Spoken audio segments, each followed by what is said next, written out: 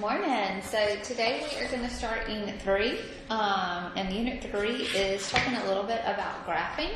So we're just going to kind of talk about some foundations of looking at what graphs look like, looking at ordered pairs, x and y values, talking a little bit about domain and range and all that good stuff. So that is what we are going to start with today.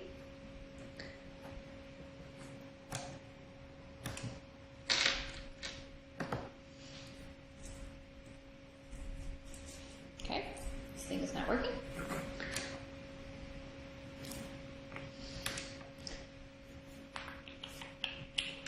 There we go. Okay, so first we're going to talk about a plane. So a plane is where you have a x-axis and you have a y-axis. So you have two axes that intersect, and it creates 4 quadrants.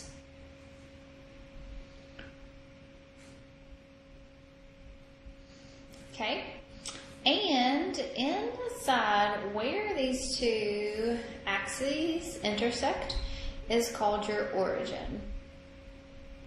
Okay, that means your x value is at 0 and your y value is at 0. Okay, so on your x-axis, everything to the right of the origin is going to be positive, and everything to the left of the origin is going to be a negative x. Everything on the y-axis that is above the origin is going to be a positive, and everything below the x-axis and the origin is going to be a negative. Okay, it's going to be a negative on that y-axis and a positive up on the top part. Okay, so an ordered pair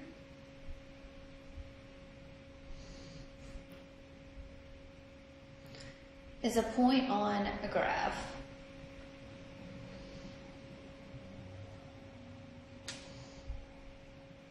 Okay, and that point is going to have an x value and going to have a y value. Okay, so let's look at some ordered pairs here. I'm going to take some graph paper, okay, and talk a little bit about some how to plot. So I'm going to take this ordered pair, so this is going to be point A, and I'm going to call it, it's got a -3 and a +4, okay? So that means my x value is going to be at -3, so 1, 2, 3, and I'm going to go up 4, 1, 2, 3, 4. So this is going to be point A. So that is going to be in the second quadrant. Okay? All right, what about point B here? We'll call it 0, -2. So that means I'm not going to move along the x-axis, but I am going to go down 2. So that is actually going to be on the y-axis. Okay. All right, what about your C point here? We'll call it 3, 1. Okay, so go over 1, 2, 3, and up 1. So this will be your ordered pair C. And that's going to be in the first quadrant there. All right, let's call D. Let's call D -2, -3. So -2 down to 3. 1, 2, 3. So that's going to be where D is. So that is going to be in the third quadrant. Okay, and let's just do one more. Let's call this one 5, 0. So 5. 1, 2, 3, 4, 5 on the x-axis, and we're not going to move up or down on the y. So for this one, I'm actually going to be on the x-axis here. Okay, so these ordered pairs are just representations of a solution that you would have on your graph. Okay, so a discrete graph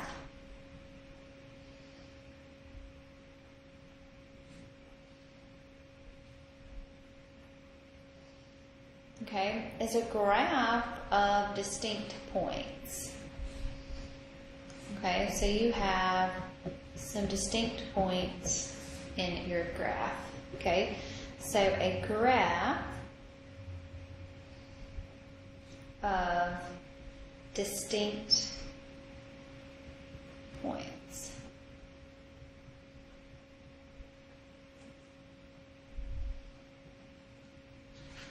Okay, a continuous graph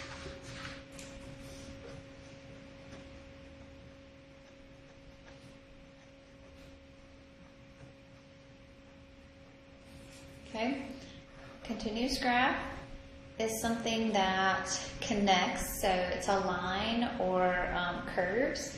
So it's a graph that's connected here. So points that are connected. So a graph that represents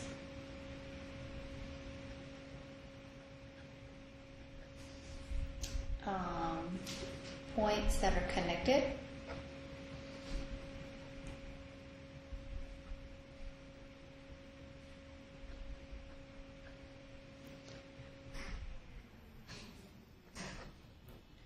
With lines or curves.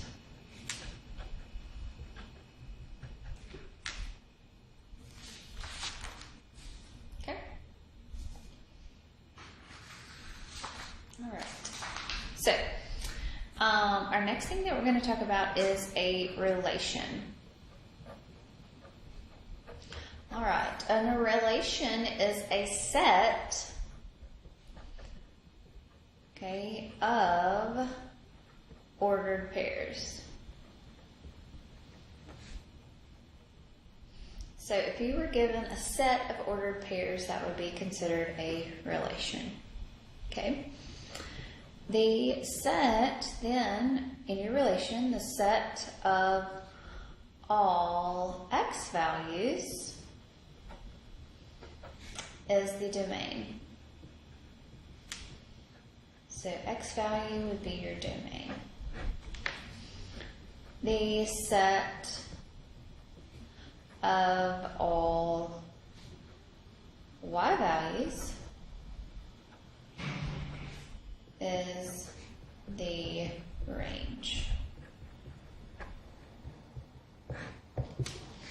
Okay, so let's look at an example. So I'm going to put a set and I'm going to put some ordered pairs in here.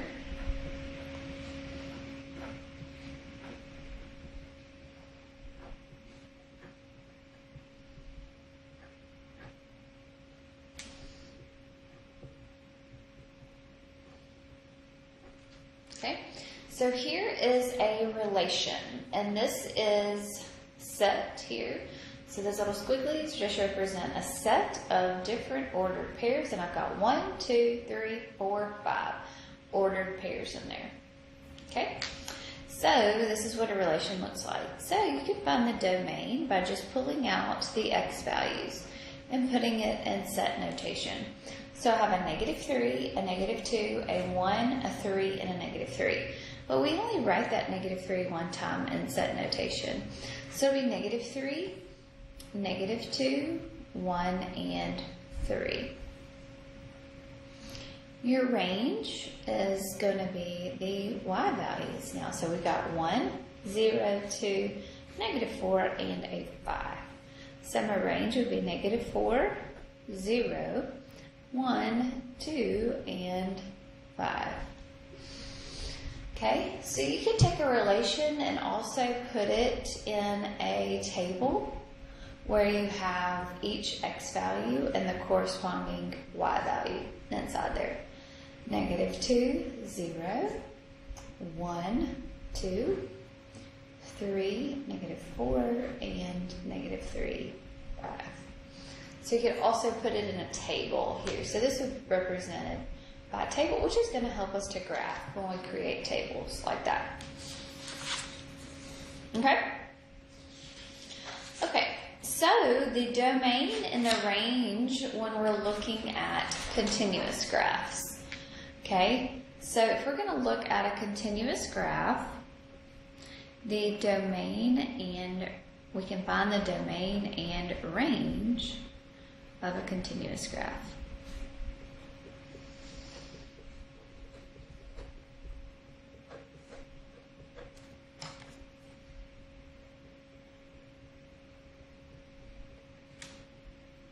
Okay, so domain and range of a continuous graph.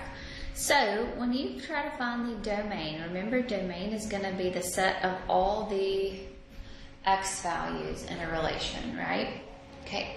Well, when you're looking at a graph, it's going to be what your x values are on your graph. Okay.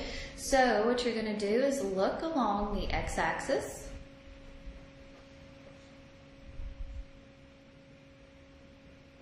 From left to right.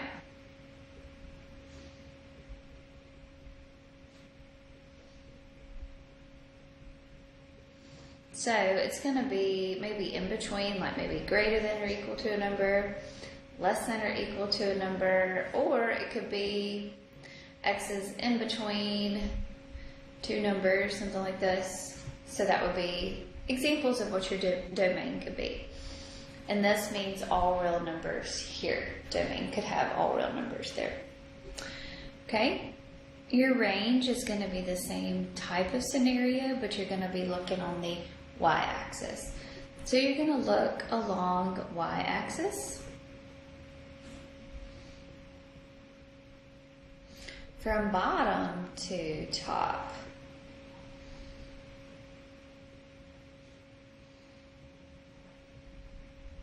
Okay, so this is, you could have all real numbers for this one. You could have y is greater than some number, y is less than some value, y is in between some two numbers, something like this. You could have less than or equal to, greater than or equal to, and all that. Okay? Alright, so your domain and your range is just found by looking at the graph.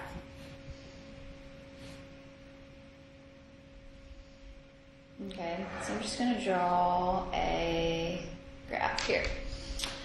Okay, so with this graph, I want to find the domain and I want to find the range.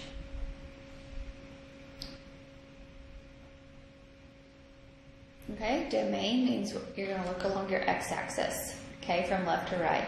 The arrows mean that it's just going to continue to grow and it's going to continue to spread out on the x-axis.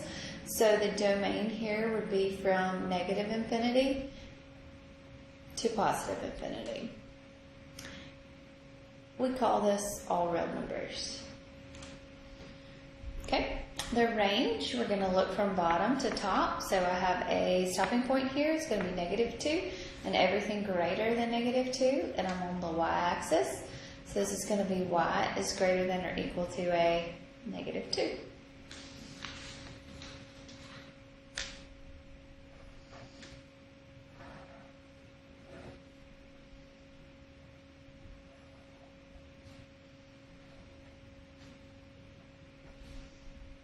Okay, so here, for this graph, I want to find the domain and the range here as well. So domain is your x values, and here it's all real numbers as well, from negative infinity to infinity. So it doesn't stop, it just keeps, the arrows just mean that it's going to keep going and it's going to keep growing there.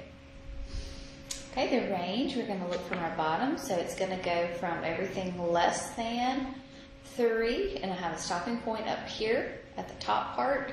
So instead of being like this one was a greater than or equal to a -2, it's going to be a everything is a less than or equal to a +3.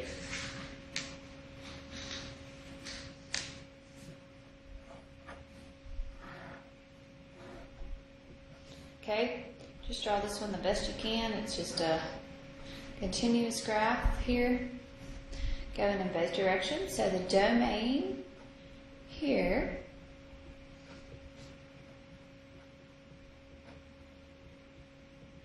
so remember your domain is your x values, so we're looking along the left to the right here.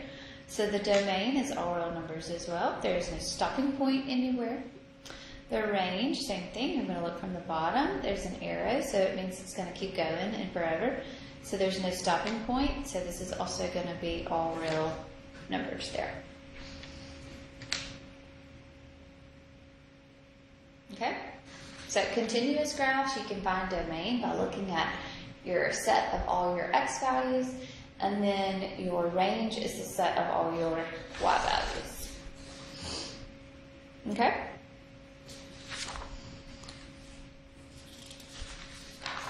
All right. So, a function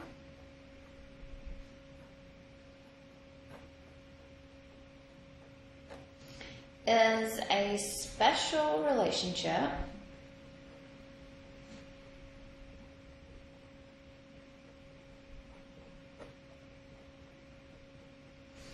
between values.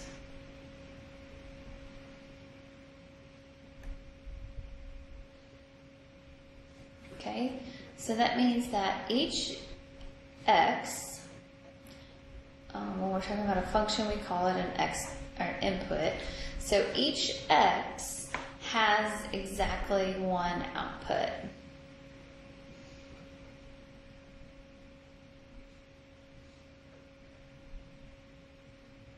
And your output would be your y values.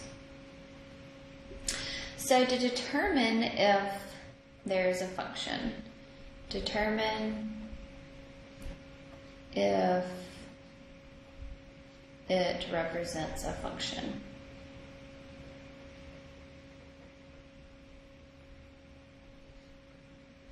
Okay, so two ways that we can determine this. Okay, we can be given ordered pairs. So if we're given ordered pairs, that would mean that we would be looking at a relation, right? So if we're given some type of set of ordered pairs, that would be our relation. So to determine if it's a function or not, you're going to look at your x values, okay? So if an x value repeats,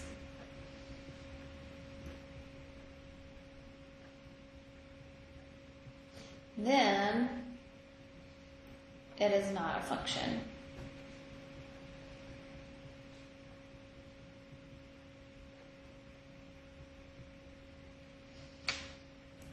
Okay?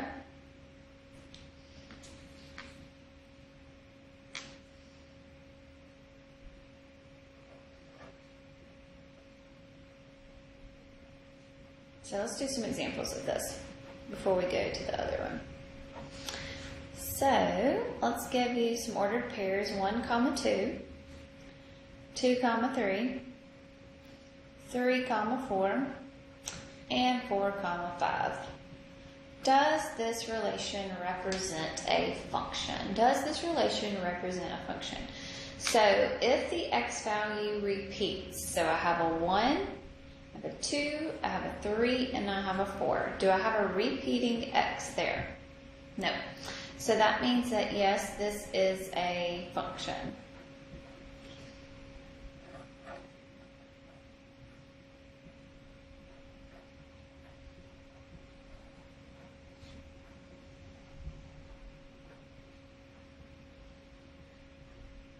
Okay, so what about this relation here? I have a 2, 4, 3, 9, negative 3, 9, and a negative 2, a 4. So if the x value repeats, so I have a 2, a 3, a negative 3, and a negative 2. I have no repeating x values, so yes, this does represent a function. Okay, so about this one, 5, 2, 2, 3, 5, 4, and, well, 0, 2, and negative 2, 3. If an x value repeats, then it is not a function. So I have a 5, a 2, a 5. Oh, right there. I have 1, 5, and I have 2, 5. So no, right there, that tells me that this is not a function. Okay? So to determine if something represents a function, there's two ways that we're going to be able to do it. We're going to be given an ordered pairs. Okay, given ordered pairs, or we're going to be given a graph. Okay, so given a graph is, so this is the second way, I should just put a 2 there. So given a graph. Okay, so if you're given a graph, you're going to use the vertical line test.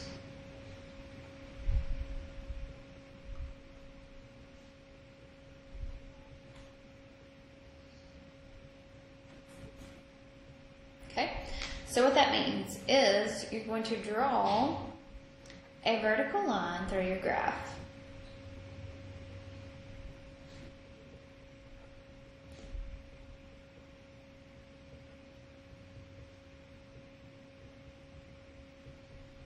Okay, if it touches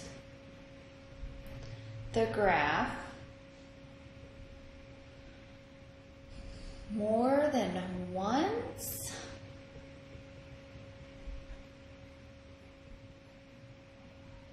then it is not a function. Okay? If it touches it in more than one place, then it is not a function.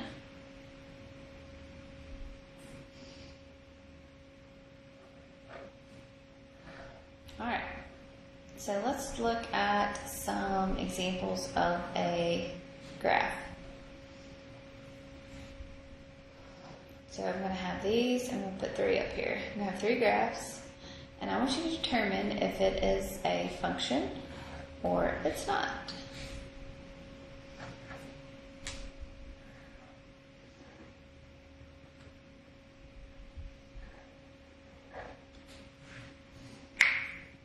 Okay, so I have 3 graphs up here, and I want to determine if these represent a function or not. So I'm going to draw a vertical line through my graph. No matter where you put it, doesn't matter where you draw that vertical line, but just as long as you draw a straight up and down vertical line. It touches it in one spot, so that means that yes, this one is a function. It does represent a function. The graph of this does represent a function. Over here, if you draw a vertical line through this graph, it touches it in one place. So yes, this is also a function. Okay, your 6th one over here, if you draw a vertical line, what's happening? It touches it in 2 places. So therefore, this is not a function. That does not represent a function by our definition of using the vertical line test. So no matter where you draw that vertical line, it can only touch the graph in one place. Okay? All right, so I want y'all to try to work on that homework that you have, and make sure if you have any questions, just let me know, and you'll have a great day.